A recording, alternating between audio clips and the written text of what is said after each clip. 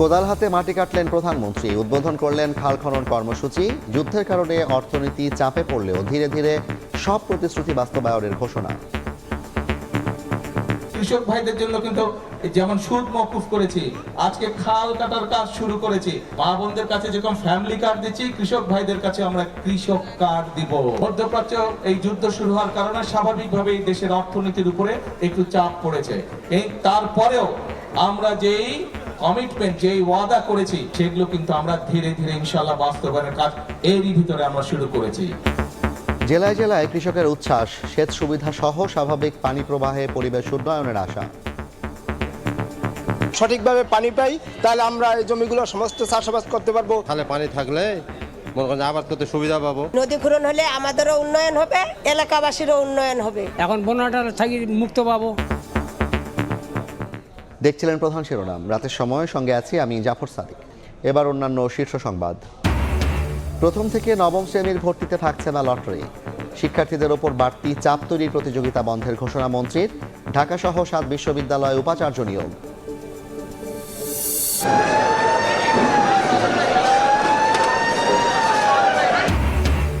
স্বজনের সঙ্গে ঈদ করতে রাজধানী ছাড়ছে মানুষ, যাত্রী বোঝাই করে ছাড়ছে লঞ্চ।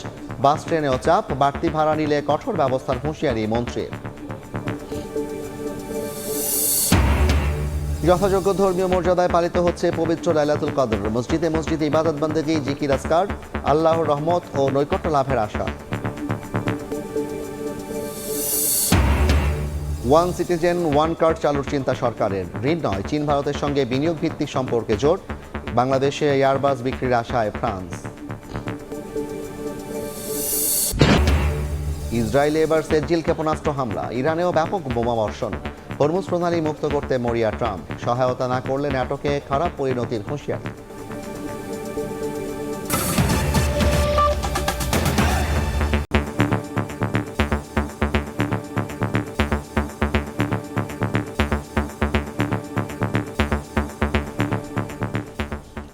নির্বাচনী প্রতিশ্রুতি অনুযায়ী এবার খাল খননে প্রধানমন্ত্রী তারেক রহমান। দিনাজপুরের সাহাপাড়া খালের মাটি কাটার মধ্য দিয়ে দেশ জুড়ে এ কর্মসূচির উদ্বোধন করেন তিনি। এতে অংশ নেন নারী পুরুষ সহ কয়েকশো মানুষ। এ সময় যুদ্ধ পরিস্থিতিতে অর্থনীতিতে চাপ পড়লেও ধীরে ধীরে সব ওয়াদা বাস্তবায়নের ঘোষণা দেন তারেক রহমান। মিজানুর রহমানের ক্যামেরায় ইমরুল আহসানের রিপোর্ট।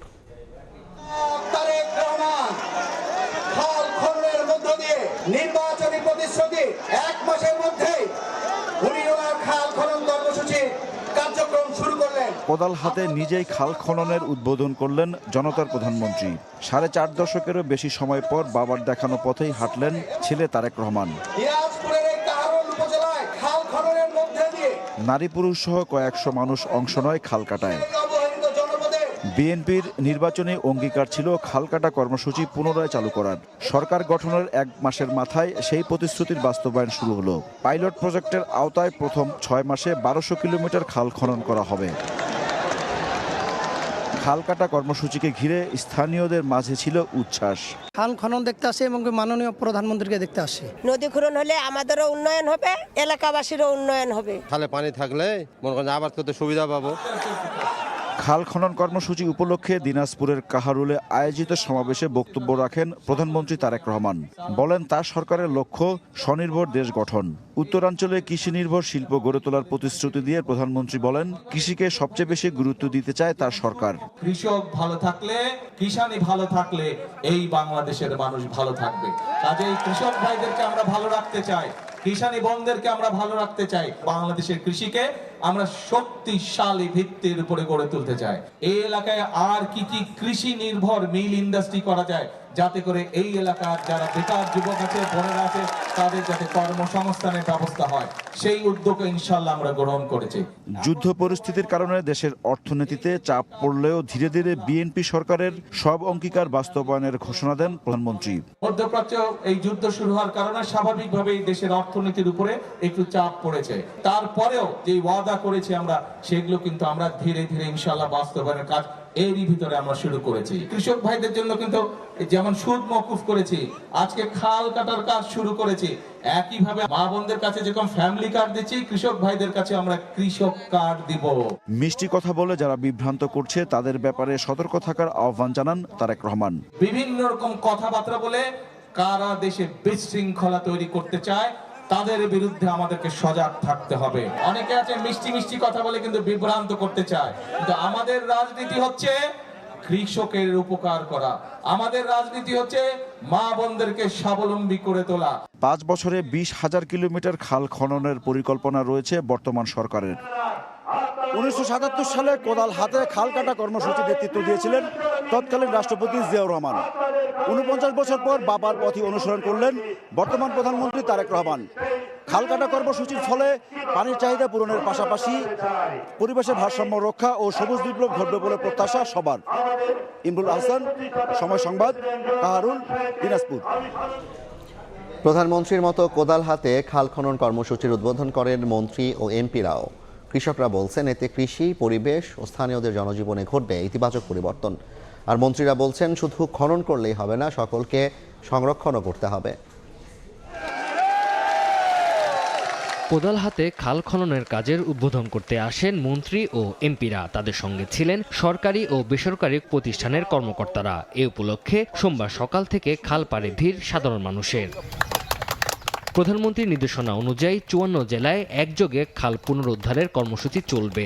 খাল খনন কর্মসূচিতে মন্ত্রী এমপিদের পাশাপাশি স্থানীয়রাও অংশ নেয়। যারা চাষিরা আছে তারা পানি যাইবে সুন্দর মতন ব্লক করতে পারবো, সঠিকভাবে পানি পাই, তাহলে আমরা এই জমিগুলো সমস্ত চাষাবাদ করতে পারবো। মধ্যপ্রাচ্যের যুদ্ধ, এনার্জি ক্রাইসিসের মধ্যে বর্তমান সরকার কাজ এগিয়ে নিয়ে যাচ্ছে বলে জানিয়েছেন অর্থ ও পরিকল্পনা মন্ত্রী। দেশের প্রান্তিক মানুষকে সুফল দিতে এই খাল খনন কর্মসূচি। এই অঞ্চলের মানুষের ভাগ্য, যে জীবনযাত্রার মানের উপর বড় ধরনের পরিবর্তন আসবে। পানি নিষ্কাশনের ব্যাপারে জলাবদ্ধতার উপর পরিবর্তন আসবে। দীর্ঘদিন অবহেলায় ভরাট হয়ে যাওয়া খাল পুনরুদ্ধারের মাধ্যমে পানি প্রবাহ স্বাভাবিক রাখা ও কৃষকদের সেচ সুবিধা নিশ্চিত করাই সরকারের লক্ষ্য জানান মন্ত্রী ও এমপিরা। বাংলাদেশ থেকে দখলবাজরা চলে গেছে, এখন বাংলাদেশে কোনো দখলবাজ নাই, না খাল দখল বা অন্য কোনো দখল। এই ব্যাপারে আমাদের দল মাননীয় প্রধানমন্ত্রীর একটা মাত্র নির্দেশ, এদেশে আর কোনো দখলবাজের জায়গা হবে না। অসৎ ঠিকাদার ও সরকারি কর্মকর্তারা সিন্ডিকেট করে খাল খননের নামে অর্থ লোপাট করতে না পারে সেজন্য জনগণকে তদারকি করার আহ্বান জানিয়েছেন তথ্য ও সম্প্রচার মন্ত্রী। আমাদের প্রধানমন্ত্রীর যে পরিকল্পনা আছে তা যদি আমরা আগামী 5 বছর যাবৎ আপনাদের দোয়া এবং সহযোগিতায় সঠিকভাবে বাস্তবায়ন করতে পারি, বাংলাদেশের ভাগ্য পরিবর্তনের এক নতুন দিগন্ত উন্মোচিত হবে ইনশাআল্লাহ। শুধু খাল খনন করলে হবে না, সকলকে সংরক্ষণের আহ্বান জানান মন্ত্রীরা। বলেন জনগণকে সরকারি কাজে সম্পৃক্ত করা গেলে দেশের উন্নয়ন হবে। প্রতিটি খাল দ্রুত সীমানা নির্ধারণ করার পর দখলমুক্ত করা হবে। সারা বাংলাদেশে খাল খনন কর্মসূচি হবে, আমাদের বাংলাদেশ আবার স্বনির্ভর হবে। সীমানা নির্ধারণ করে এগুলো যদি দেখা যায় যে দখল করে আছে, সেগুলি আমরা নিজেরা কথাবার্তা বলে আমরা ক্লিয়ার করব। আগামী 5 বছরে দেশ জুড়ে 20,000 কিলোমিটার নদী, নালা, খাল ও জলাধার খনন ও পুনঃখনন কর্মসূচি নিয়েছে সরকার। তানজিল হাসনাত, সময় সংবাদ। বিগত সময়ে যে সমস্যা তৈরি হয়েছে তা সমাধানে সময় লাগবে। জনগণের সহযোগিতায় প্রত্যাশিত দেশ গড়তে কাজ করবে সরকার।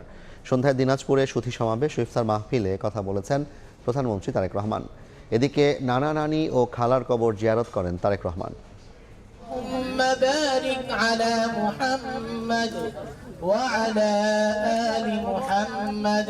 প্রধানমন্ত্রী নির্বাচিত হওয়ার পর ঢাকার বাইরে প্রথম সফর তারেক রহমানের। কৈশোরের স্মৃতিবিজড়িত দিনাজপুরে সোমবার দিনভর নানা কর্মসূচি শেষে সন্ধ্যায় শহরের শেখ ফরিদপুর গোরস্থানে নানা ইস্কান্দার মির্জা, নানি তৈয়বা মজুমদার ও খালা খুরশিদজাহান হকের কবর জিয়ারত করেন প্রধানমন্ত্রী। জিয়ারত শেষে তাদের আত্মার মাগফিরাত কামনা করে দোয়া করেন তিনি। বিকালে সার্কিট হাউজের পাশে গড়ে শহীদ ময়দানে জেলা বিএনপি আয়োজিত সুধী সমাবেশে যোগ দেন সরকার প্রধান। ইফতারের আগে দেয়া বক্তব্যে তারেক রহমান জানান, আগামী মাস থেকে কৃষক কার্ডের পাইলট প্রকল্প শুরু হবে। সবাইকে ধৈর্য ধরার আহ্বান জানিয়ে তিনি বলেন, আওয়ামী লীগ শাসনামলের সব সমস্যার সমাধান একবারে সম্ভব না। বিগত অনেকগুলো বছর মানুষের যেরকম প্রত্যাশা ছিল দেশ এগিয়ে যাবে, দেশে বিভিন্ন উন্নয়নমূলক কর্মকাণ্ড হবে, সেটি বলা যায় কোথাও তেমন কিছু হয়নি। দেশটি আমাদের, এই দেশটিকে যদি গড়তে হয় আমাদের সকলকেই পরিশ্রম করার মাধ্যমে এই দেশটিকে গড়তে হবে। পরিশ্রম করার আগে আমাদের সকলকে ধৈর্য সহকারে কাজ করতে হবে। প্রত্যাশিত বাংলাদেশ গড়তে তার সরকার কাজ করছে উল্লেখ করে সবার সহযোগিতা চান তারেক রহমান। 15 বছর 16 বছর ধরে যে কাজগুলো হয় আমরা হয়তো 1 মাস 15 মাসে পারবো না। যেই সমস্যা তৈরি হচ্ছে এই সমস্যাগুলোকে সমাধান করতেও সময়ের প্রয়োজন আছে। এই সরকারকে আপনারাই গঠন করেছেন, আপনাদের রায়ের মাধ্যমে এই সরকার গঠিত হয়েছে। কাজেই আপনাদের সহযোগিতা থাকলে ইনশাল্লাহ আপনাদের প্রত্যাশিত বাংলাদেশ গড়ার জন্য এই সরকার রাত দিন সর্বাত্মক চেষ্টা করবে, সর্বাত্মক কাজ করবে। এর আগে দুস্থদের মাঝে ব্ল্যাক বেঙ্গল জাতের ছাগল বিতরণ করেন প্রধানমন্ত্রী। ইমরুল হাসান, সময় সংবাদ, দিনাজপুর।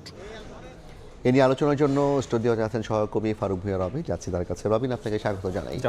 সাবেক রাষ্ট্রপতি জিয়াউর রহমানের সন্তান তারেক রহমান তিনি একইভাবে বাবার পদাঙ্ক অনুসরণ করে দেশব্যাপী খাল খনন কর্মসূচির উদ্বোধন করলেন। এই যে খাল খনন কর্মসূচি উদ্বোধন করেছেন, সেখানে তিনি বেশ কিছু কার্যক্রম এবং কথা বলেছেন, একটু বিস্তারিত জানাবেন।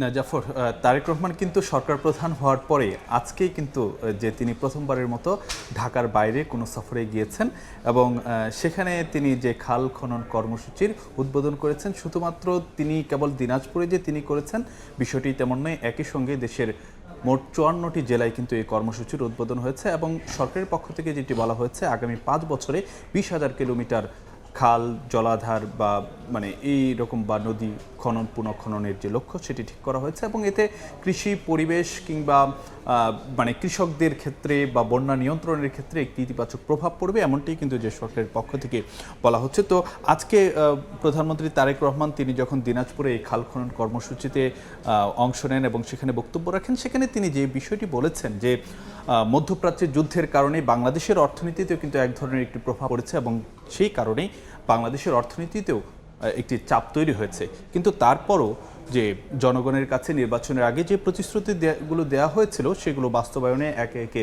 কাজ শুরু করেছে বিএনপি সরকার এবং একই সঙ্গে তিনি কিছু উদাহরণও তুলে ধরেছেন। সেগুলো একদিকে যেমন খাল খনন কর্মসূচির কথা বলেছেন, ঠিক একইভাবে তিনি বলেছেন সুদসহ কৃষি ঋণ মওকুফ করা কিংবা যে ফ্যামিলি কার্ড বিতরণ শুরু করা এবং আগামী মাস থেকে যে কৃষি কার্ড বিতরণ করা শুরু হবে সেই প্রসঙ্গগুলো তিনি তুলে ধরেছেন এবং একই সঙ্গে তিনি বলেছেন যে বর্তমান সরকার সেটি যে কৃষকের বন্ধু এবং একই সঙ্গে যে বাংলাদেশের কৃষিকে একটি শক্তিশালী ভিত্তির উপর ভিত গড়ে দেওয়ার অঙ্গীকার তিনি সেখানে করেছেন।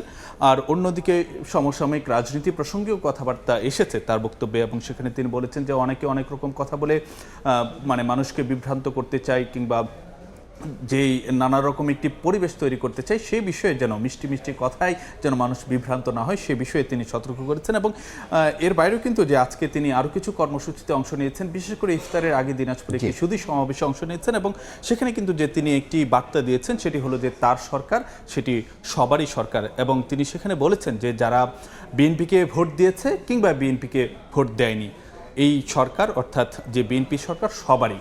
এবং একই সঙ্গে তিনি বলেছেন যে মানুষের ভাগ্যের পরিবর্তনই বিএনপির রাজনীতি, তবে প্রত্যাশিত দেশ গঠন করার জন্য সহযোগিতা দরকার এবং এই ক্ষেত্রে প্রধানমন্ত্রী কর্মসূচির বাইরেও কিন্তু আজকে একটা গুরুত্বপূর্ণ বিষয় হচ্ছে বিশ্ববিদ্যালয়ে ছাত্রী বিশ্ববিদ্যালয়ে নতুন ভিসি নিয়োগ দেওয়া হয়েছে। শিক্ষামন্ত্রী ব্রিফ করেছেন, একটু শিক্ষামন্ত্রীর ব্রিফের ব্যাপারে আমাদের জানাবেন। না জাফর, একই সঙ্গে যেমন ছাত্রী বিশ্ববিদ্যালয়ের ভিসি নিয়োগ দেওয়া হয়েছে ঠিক একইভাবে কিন্তু শিক্ষার কার্যক্রমে ভর্তি পরীক্ষার ক্ষেত্রে একটি পরিবর্তন এসেছে। আমরা এই আলোচনায় আসবো, আমাদের একটি প্রতিবেদন রয়েছে। দর্শক, আজকে এই বিষয় নিয়ে সচিবালয়ে সাংবাদিকদের সঙ্গে কথা বলেছেন শিক্ষামন্ত্রী এবং তার আগে তারা একটি বৈঠক করেছিলেন। বৈঠকের পরে এই বিষয়ে একটি ব্রিফিং হয়েছে, সেই সংক্রান্ত প্রতিবেদনটি দেখে তারপর আমরা ফিরছি আলোচনায়। দীর্ঘদিন ধরে লটারিতে স্কুলে শিক্ষার্থী ভর্তি করা হচ্ছিল। এ নিয়ে আলোচনা সমালোচনার মধ্যে ত্রয়োদশ সংসদের প্রথম অধিবেশনের দ্বিতীয় দিনে এ পদ্ধতির বিরোধিতা করে আলোচনা হয়। এর একদিন পর সোমবার বিকেলে সচিবালয়ের ব্রিফিংয়ে ভর্তিতে লটারি বাতিল করে পরীক্ষা পদ্ধতি ফিরিয়ে আনার কথা জানান শিক্ষামন্ত্রী। অ্যাডমিশন পরীক্ষা যেটা হয় সেটা আমরা লটারির পরিবর্তে পরীক্ষা নেওয়ার ব্যবস্থা করতে যাচ্ছি। খুবই সিম্পল ওয়েতে আমরা এক্সাম নিব, এমন কোনো প্রতিযোগিতা আনবো না যেটা ক্লাস 1-এর জন্য প্রযোজ্য নয়। এদিন বিশ্ববিদ্যালয় মঞ্জুরি কমিশনের চেয়ারম্যান ও 7টি পাবলিক বিশ্ববিদ্যালয়ের উপাচার্য নিয়োগের ঘোষণা দেন শিক্ষামন্ত্রী। জানান, যোগ্যতার ভিত্তিতেই তাদের নিয়োগ দেওয়া হয়েছে। আমরা বিশ্ববিদ্যালয় মঞ্জুরি কমিশনে নিয়োগ প্রদান করা হয়েছে প্রফেসর ডক্টর মামুন আহমেদ। ঢাকা বিশ্ববিদ্যালয় ভিসি তিনি হচ্ছেন প্রফেসর ডক্টর ABM ওবায়দুল ইসলাম। এছাড়া এনটিআরসিতে প্রধান শিক্ষক নিয়োগে 18 বছর অভিজ্ঞতা নির্ধারণের সিদ্ধান্ত জানান শিক্ষামন্ত্রী। ডিগ্রি কলেজ বাদে বাকি শিক্ষা প্রতিষ্ঠানের ম্যানেজিং কমিটির সভাপতির শিক্ষাগত যোগ্যতা স্নাতক নির্ধারণ করা হয়। ইন্টারমিডিয়েট কলেজ, স্কুল, মাদ্রাসা এবং প্রাইমারি প্রত্যেকটির বেসলাইন হলো ডিগ্রি লেভেল অর্থাৎ স্নাতক থাকতে হবে। সানবীর রূপল, সময় সংবাদ, ঢাকা। জাফর দেখছেন, একটু বিস্তারিত জানাবেন আমাদেরকে কিভাবে কি করা হচ্ছে। একটি বিষয় কিন্তু যে মানে ভর্তি পরীক্ষা নিয়ে নানান রকম একটা সময় নানান রকম আলোচনা কিন্তু ছিল। তারপরে একটা পর্যায়ে কিন্তু যে লটারি পদ্ধতিতে যাওয়া হয়েছিল যে স্কুলে ভর্তির ক্ষেত্রে, তো সেই জায়গাতে আজকে সরকারের পক্ষ থেকে মানে নানান বেশ কিছুদিন যাবতীয় কিন্তু যে একটা আলোচনা চলছে যে লটারি পদ্ধতি থাকবে নাকি যে মানে ভর্তি সংসদে কিন্তু যে গতকাল সেটি নিয়ে আলাপ আলোচনা হয়েছিল। তো আজকে শিক্ষামন্ত্রী তিনি যে কথাটি বলছেন যে মানে লটারি পদ্ধতি সেটি বাতিল করা হচ্ছে এবং আসছে বছর থেকে অর্থাৎ সামনের বছর থেকে যে স্কুলে যে ভর্তি পরীক্ষা সেটি প্রথম শ্রেণী থেকে শুরু করে নবম শ্রেণী পর্যন্ত সব পর্যায়ে পরীক্ষার ভিত্তিতে স্কুলে ভর্তি হবে। তবে জাফর, একটি বিষয় কিন্তু যে দীর্ঘদিন যাবতীয় একটি আলাপ আলোচনা মানে একটি যখন ভর্তি পরীক্ষা চলছিল বা অর্থাৎ ভর্তি পরীক্ষার ভিত্তিতে যখন স্কুলে ভর্তি হতো তখন কিন্তু একটি আলোচনা ছিল যে কোচিং নির্ভরতা কিংবা ভর্তি বাণিজ্য এরকম নানান কিছু আলোচনা বা সমালোচনা ছিল। তো সেই বিষয়টি কিন্তু আজকে সাংবাদিকরা শিক্ষামন্ত্রীর দৃষ্টি আকর্ষণ করেছিলেন এবং সেই বিষয়ে প্রশ্ন উঠেছিল। তো সেই জায়গায় শিক্ষামন্ত্রী যে কথাটি বলেছেন যে এমন কোনো প্রতিযোগিতা আনা হবে না যেটি আসলে যে প্রযোজ্য নয়। তিনি উদাহরণ হিসেবে বলেছেন যে প্রথম শ্রেণীর শিক্ষার্থীদের জন্য নিশ্চয়ই এটি যে সাধারণ মানেরই পরীক্ষা হবে, সেটি এমন কোনো মানে বিষয় আনা হবে না যেটি শিক্ষার্থীদের উপর বা শিশুদের উপর চাপ তৈরি করবে। তো সেটি সরকারের পক্ষ থেকে আশ্বস্ত করার চেষ্টা করেছে। আরেকটি বিষয় যদি আপনাদেরকে জানাতে চাই যে আজকে কিন্তু যে 7টি বিশ্ববিদ্যালয়ে নতুন উপাচার্য নিয়োগ করা হয়েছে এবং একই সঙ্গে বিশ্ববিদ্যালয় মঞ্জুরি কমিশনেরও কিন্তু নতুন চেয়ারম্যান নিয়োগ করা হয়েছে। যে 7টি বিশ্ববিদ্যালয়ের নতুন উপাচার্য দেওয়া হয়েছে সেটি হলো ঢাকা বিশ্ববিদ্যালয়, চট্টগ্রাম বিশ্ববিদ্যালয়, রাজশাহী বিশ্ববিদ্যালয়, জগন্নাথ বিশ্ববিদ্যালয়, জাতীয় বিশ্ববিদ্যালয়, ঢাকা সেন্ট্রাল ইউনিভার্সিটি এবং খুলনা প্রকৌশল ও প্রযুক্তি বিশ্ববিদ্যালয়ে নতুন উপাচার্য নিয়োগ করা হয়েছে এবং এর বাইরে বিশ্ববিদ্যালয় মঞ্জুরি কমিশন দেওয়া হয়েছে। অনেক ধন্যবাদ আপনাকে ফারুক ভূঁইয়া রবিন। আমাদের প্রত্যাশা এই যে উদ্যোগগুলো সরকার নিয়েছে এগুলোর ফলাফল আসলে কিভাবে ইতিবাচক হয় সেটা আমরা দেখার অপেক্ষায়। আমাদের সঙ্গে যুক্ত ছিলেন সহকর্মী ফারুক ভূঁইয়া রবিন, জানাচ্ছিলেন আজকে প্রধানমন্ত্রীর কার্যক্রম এবং দিনের বিশেষ খবরের নিয়ে বিস্তারিত। ঈদযাত্রা চতুর্থ দিনেও স্বস্তি নিয়ে ঢাকা ছাড়ছেন নগরবাসী। নৌপথে ঈদযাত্রার খবর জানাতে এই মুহূর্তে সদরঘাটে আছেন সহকর্মী MA আজিম। সরাসরি আজিমের কাছে যাচ্ছি। আজিম,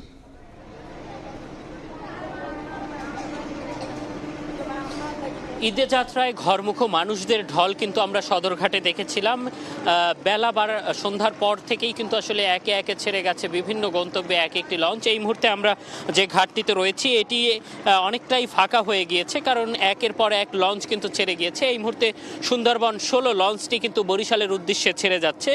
কিছুক্ষণ আগে তারা কিন্তু ঘাট ত্যাগ করেছেন এবং বুড়িগঙ্গা থেকে তারা ছেড়ে কিন্তু বরিশালের উদ্দেশ্যে যাচ্ছেন এবং লঞ্চটি কিন্তু আমরা দেখছি যে একদমই কানায় কানায় পূর্ণ হয়ে গিয়েছে। 3তলা লঞ্চটির প্রতিটি ফ্লোরেই কিন্তু যাত্রীরা অবস্থান করছেন এবং তারা কিন্তু এই যে ঈদের যে যাত্রা, স্বচ্ছন্দের যে যাত্রা এবং পরিবার এবং স্বজনদের সাথে যে ঈদ করতে পারবেন সেই যে আনন্দ সবার চোখে মুখে কিন্তু আমরা দেখেছি এবং সবার সাথে কথা বলেছি। তারা যেটি বলেছেন যে তারা কিন্তু প্রতিবার ঈদের যে যাত্রায় যে ভোগান্তির চিত্রটি দেখেন সেই ভোগান্তির চিত্রটি কিন্তু এবার লঞ্চ যাত্রায় সেটি ছিল না এবং তারা অনেকটা স্বাচ্ছন্দ্যে লঞ্চ ঘাটে এসেছেন এবং ঘাট থেকে তারা লঞ্চগুলোতে উঠেছেন এবং তারা কিন্তু তাদের যে পছন্দের যে জায়গা লঞ্চে তারা পেয়েছেন এবং যাচ্ছেন এবং তারা বলছেন যে ঈদ যাত্রায় এই স্বাচ্ছন্দ্যময় যাত্রায় তারা অনেকটা খুশি।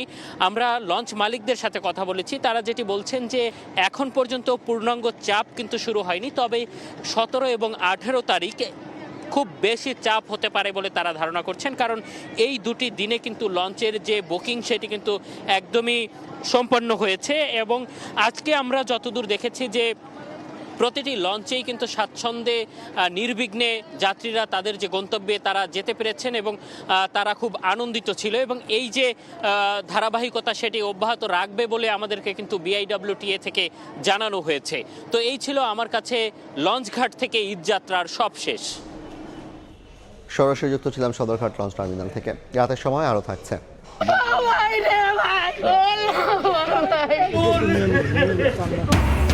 খুলনায় যুবদল নেতাকে গুলি করে হত্যা রাজনৈতিক প্রতিহিংসার বলি বলছে পরিবার। সুষ্ঠু তদন্ত করে বিচার দাবি।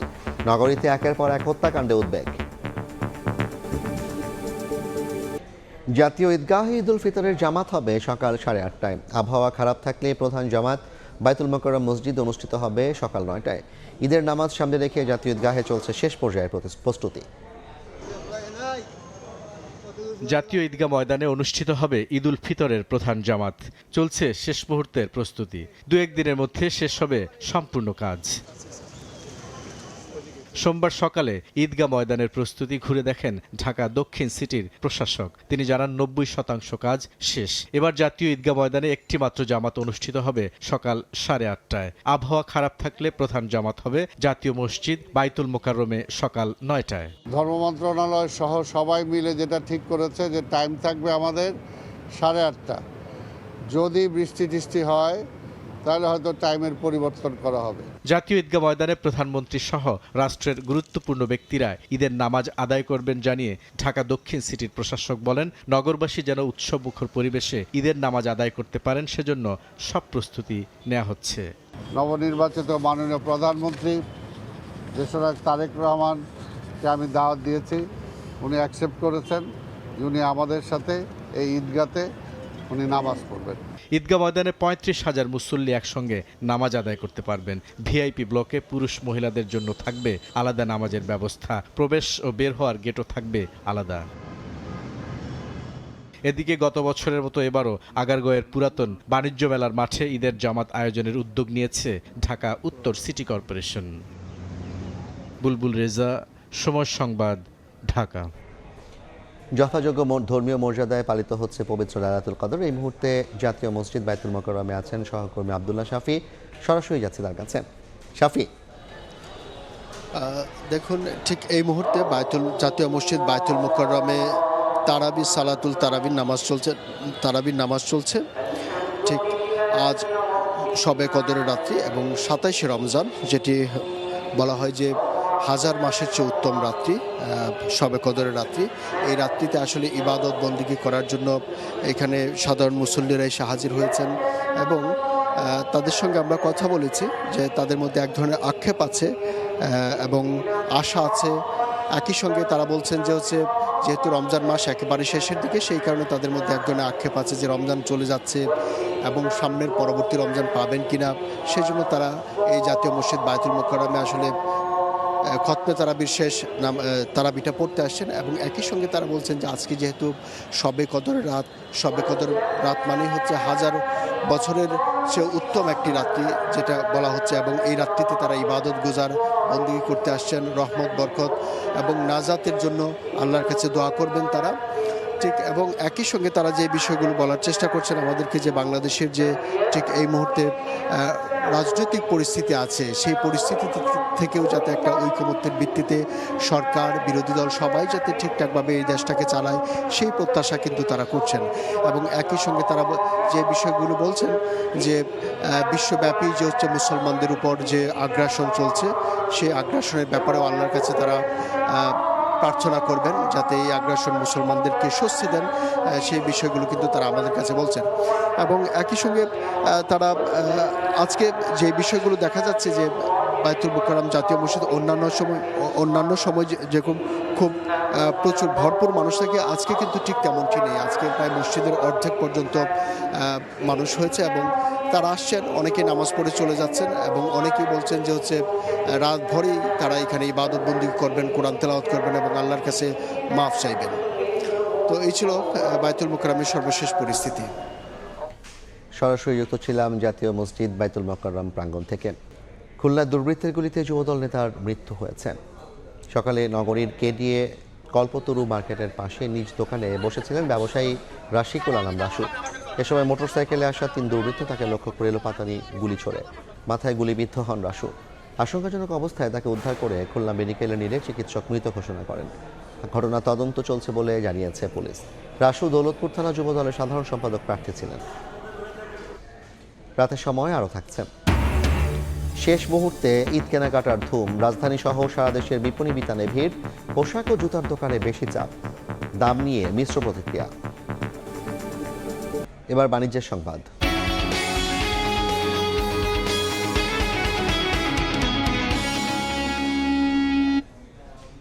ঋণ নির্ভরতা কমিয়ে চীন ও ভারতের সঙ্গে বিনিয়োগ ও শিল্পায়ন ভিত্তিক সম্পর্কে জোর দেবে বাংলাদেশ।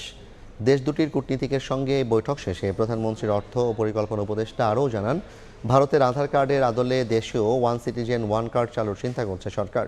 এ সময় ভারতীয় হাইকমিশনার জানান, ঢাকা দিল্লির মধ্যে অর্থনৈতিক ও জ্বালানি সহযোগিতা আরও জোরদারে আলোচনা হয়েছে। ইরানের সঙ্গে যুক্তরাষ্ট্র ইসরায়েল যুদ্ধের জেরে বিশ্ববাজারে জ্বালানি সংকটের প্রভাব পড়েছে বাংলাদেশেও। পরিস্থিতি বিবেচনায় সম্প্রতি বাংলাদেশ পেট্রোলিয়াম কর্পোরেশন বিপিসির অনুরোধে আন্তদেশীয় পাইপলাইনে ডিজেল সরবরাহ করে ভারত। আরও চেয়ে সম্প্রতি দিল্লিকে চিঠি দেয় ঢাকা। মঙ্গলবার সকালে সচিবালয়ে প্রধানমন্ত্রীর অর্থ ও পরিকল্পনা বিষয়ক উপদেষ্টা রাশেদ আল মাহমুদ তিতুমিরের সঙ্গে বৈঠক করেন ভারতীয় হাইকমিশনার প্রণয় ভার্মা। আলোচনায় উঠে আসে বিদ্যুৎ জ্বালানি প্রসঙ্গ। বৈঠক শেষে হাইকমিশনার জানান, ক্রস বর্ডার বিদ্যুৎ জ্বালানি সংযোগ দুদেশের অর্থনীতিতে শক্তিশালী সম্পর্ক গড়ে তুলবে। We discussed our ongoing projects. We discussed future areas of cooperation, how we can build closer connectivity, deepen our economic and energy connection also. এদিন বিকেলে সচিবালয়ে প্রধানমন্ত্রীর অর্থ ও পরিকল্পনা উপদেষ্টার সঙ্গে সাক্ষাৎ করেন চীনা রাষ্ট্রদূত ইয়াও ওয়েন। উপদেষ্টা রাশেদ আল মাহমুদ তিতুমির বলেন, ঋণ নির্ভরতা কমিয়ে চীন ও ভারতের সঙ্গে বিনিয়োগ ও শিল্পায়নের সংস্কৃতি চায় সরকার। দেশের স্বার্থ বজায় রেখেই দুই দেশের সঙ্গে করা চুক্তি প্রকল্পের অগ্রগতি পর্যালোচনা করে সিদ্ধান্ত নেওয়া হবে। আমরা একটা জ্বালানি সংকটের মধ্যে দিয়ে যাচ্ছি। ভারতের বা অন্যান্য দেশের সাথে আমরা এমনভাবে বিদ্যুৎ এবং জ্বালানির ক্ষেত্রে চুক্তি করতে পারি যেটি আসলে দেশের জন্য লাভজনক। চীনের ক্ষেত্রে যে প্রকল্পগুলোর বর্তমান অবস্থা কি, অগ্রগতি পর্যালোচনার মাধ্যমে কৌশল নির্ধারণের ব্যাপারে আলাপ আলোচনা হয়েছে। প্রতিটি দেশের সাথে আমরা আলোচনা করছি ঋণ নির্ভরতা থেকে বিনিয়োগ বৃদ্ধি, কর্মসংস্থান বৃদ্ধির দিকে অগ্রযাত্রা। ভারতের আধার কার্ডের অভিজ্ঞতা নিয়ে দেশেও ওয়ান সিটিজেন ওয়ান কার্ড চালুর পরিকল্পনার কথা জানান প্রধানমন্ত্রীর অর্থ ও পরিকল্পনা উপদেষ্টা। প্রসূন আশিস, সময় সংবাদ, ঢাকা। শেষ মুহূর্তে ঈদের কেনাকাটায় ব্যস্ত মানুষ। বিস্তারিত জানাতে রাজধানীর মৌচাকে আছেন সহকর্মী আয়শা সিদ্দিকা সামিয়া। সরাসরি যাচ্ছি তার কাছে। দোকানে এবং এখানে যেটি দেখছি যে সড়কের মধ্যে কিন্তু ভ্যানের মধ্যে আসলে ছোটোখাটো দোকানদাররা কিন্তু দোকান দিয়েছেন এবং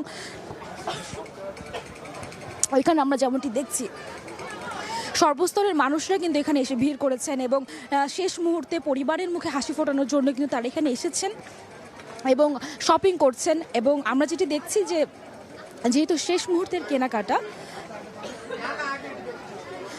তাই কিন্তু আমরা দেখছি যে অর্নামেন্টসের দোকান এবং জুতার দোকানগুলোতে কিন্তু বেশি ভিড় করছেন ক্রেতারা। এবং শেষ মুহূর্তে আসলে শিশুদের পোশাকের প্রতি কিন্তু আমরা দেখছি যে গার্ডিয়ানরা আছেন তাদের একটা ঝোঁক রয়েছে। এবং যদি দেখা এখানে কিন্তু নিম্নবিত্ত থেকে শুরু করে মধ্যবিত্তরা যারা আছেন তারাও কিন্তু এখানে আছেন এবং তারা কিন্তু কিনছেন নিজের পরিবারের সদস্যদের জন্য। এবং যেমনটি দেখাচ্ছি এই স্থানটিতে আমরা কিন্তু দেখছি শিশুদেরকে নিয়ে আসছেন বাবা মা এবং পছন্দসই তাদের যে পোশাকটি আছে সেটি নির্বাচন করে দিচ্ছেন। এবং দাম নিয়ে কিন্তু আমরা দেখছি যে ক্রেতা বিক্রেতাদের মধ্যে এক ধরনের দর কষাকষি চলছে। হরেক রঙের পোশাক কিন্তু এবার এসেছে মার্কেটে এবং দেশি বিদেশি পোশাকের বাহার যেমন আছে, তবে জানিয়ে রাখি এবার কিন্তু দেশি পোশাকের প্রতি সাধারণ যে মানুষরা আছে তাদের এক ধরনের ঝোঁক রয়েছে। পাশাপাশি একটু যদি বলি দামের ব্যাপারে, এবার কিন্তু ক্রেতা যারা আছে তারা বলছে যে দাম কিছুটা বেশি দাম যদি নাগালের মধ্যে থাকতো তবে কিন্তু তাদের ক্রয় করার যে ক্ষমতাটা বা সক্ষমতা সেটি কিন্তু আসলে বাড়ত। তিনটির জায়গায় হয়তো 4টি পোশাক তারা কিন্তু এবার কিনতে পারতো, এমনটি আশা করছেন যে সাধারণ মানুষরা আছে তারা। তো এই ছিল আমার কাছে মৌচাক থেকে শপিং কমপ্লেক্সের সর্বশেষ তথ্য। সরাসরি যুক্ত ছিলাম রাজধানীর মৌচাক মার্কেটের সামনে থেকে। হরমুজ প্রণালীতে বাণিজ্যিক নৌ চলাচল স্বাভাবিক রাখতে মিত্র দেশগুলোর সহযোগিতা চেয়েছেন মার্কিন প্রেসিডেন্ট ডোনাল্ড ট্রাম্প। এমনকি চীনকেও যুদ্ধজাহাজ পাঠানোর আহ্বান জানিয়েছেন তিনি। হরমুজ প্রণালী নিয়ন্ত্রণে ন্যাটোর সহায়তা না পাওয়ায় ক্ষুব্ধ প্রতিক্রিয়া জানান ট্রাম্প। এদিকে প্রণালী চালু রাখতে ইউরোপীয় ইউনিয়ন জাহাজ পাঠানোর বিষয়টি বিবেচনা করছে বলে খবর প্রকাশ করেছে মার্কিন বার্তা সংস্থা এপি। চীন ও ইউরোপীয় মিত্রদের উপর সহযোগিতার জন্য চাপ বাড়াচ্ছেন ট্রাম্প।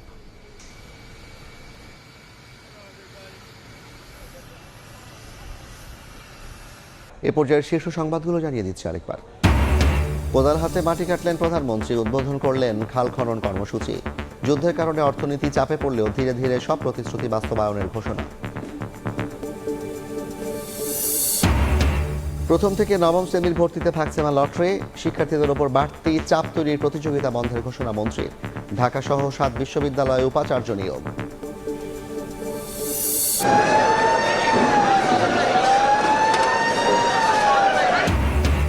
স্বজনের সঙ্গীত করতে রাজধানী ছাড়ছে মানুষ, যাত্রী বোঝাই করে ছাড়ছে লঞ্চ, বাস, ট্রেনেও চাপ।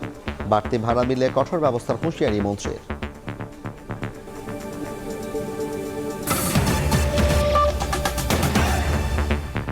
এই ছিল রাতের সময়, এরপর দেখবেন সম্পাদকীয়। সঙ্গে থাকুন সময়।